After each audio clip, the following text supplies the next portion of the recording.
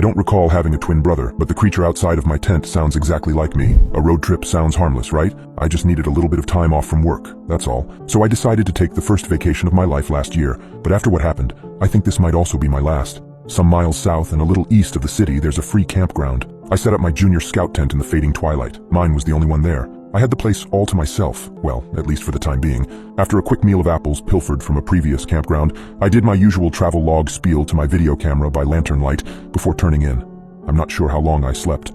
I know I checked the time, but I'll be damned if I can recall what it was. Something had disturbed my well-earned beauty rest, but I was too groggy to remember what it had been. I sat up, too alert to fall back asleep, but too sleepy to be totally awake. Something brushed the side of my tent, and suddenly I was more awake than I'd ever been. From the sound of the footsteps, it was walking on two legs. That was a first. My mind immediately jumped to the worst possible conclusion. Bear. Sitting there in the dark with my heart beating in my throat, I had no way of telling which species I was dealing with. I was 30 yards from a sturdy cement block outhouse that might be better shelter. As quietly as I dared, I slipped my boots on and got ready to dash. The tent zipper seemed impossibly loud in the night as I worked it open centimeter by centimeter. I moved agonizingly slowly. Once outside, I craned my neck around to see if the creature was between me and the outhouse. With the incredible illumination of the Milky Way, I could see the campground clearly all the way to the tree line. There was nothing out there. I could feel something watching me. It was like feeling an insect crawl along the back of my neck. There was no logical way for me to know something had its eyes on me, but out there in the dark, in the middle of nowhere, all alone, I couldn't dismiss it. Still on high alert, I crept along and tried not to crunch the gravel under my feet too loudly. The outhouse was still my best bet. The door was propped open by a stone, but inside there was a heavy-duty bolt lock. I would have to spend the night surrounded by the smell of human poo, but I figured that was a fair trade for not getting mauled or eaten. My hand was on the latch when I heard the awful crunch of footsteps in gravel behind me.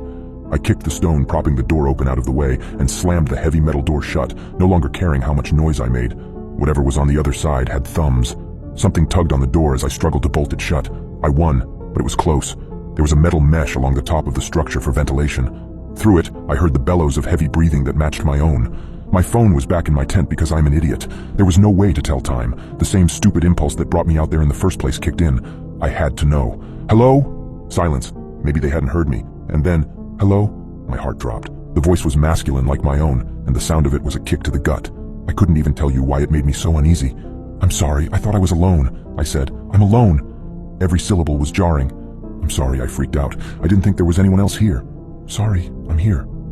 You'd think now that I knew it was another camper I would have opened the door, but I never did. Some deeply buried instinct kept me from taking my hand off the bolt.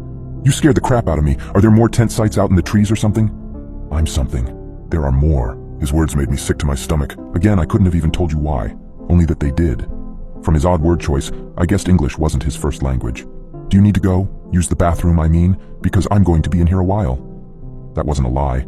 I wouldn't have opened that door if it was my own mother on the other side. You need to go. His grasp of English was improving with every sentence. There was something weird about that. Look, I'm sorry if I scared you, but you started it by creeping around in the dark. I won't come out. Can you go somewhere else? I'll be gone in the morning, I promise. I just wanted to sleep in peace. You need to be gone. I promise you I creep in the dark. You won't be here in the morning. Fear cemented my mouth shut. The more I spoke, the more he did, and I didn't want to hear his voice anymore. I had the feeling I was feeding words to him. I was horrified.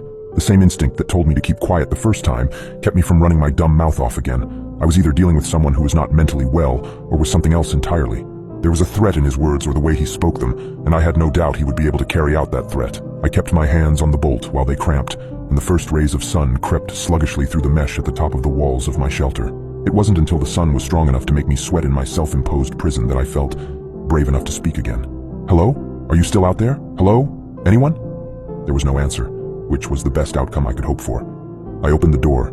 My tent was untouched, at least from a distance. The oppressive feeling of being watched had dissipated. I dressed and broke down camp in record time. My moped cranked to life, but it wasn't until I went to put my helmet on that I saw the footprint. In a clear outline of fresh mud, there was a single print on the smooth gray of the stone. Not human, but a hoof like that of an unshod horse or goat. It was so fresh, so vivid.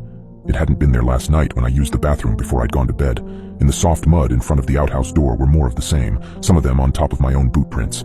If you want to go looking for whatever the hell it was, be my guest. Just be careful with your words out there, because I figured out what was wrong with that voice when I watched the playback of my travelogue video. The voice of that creature was my own.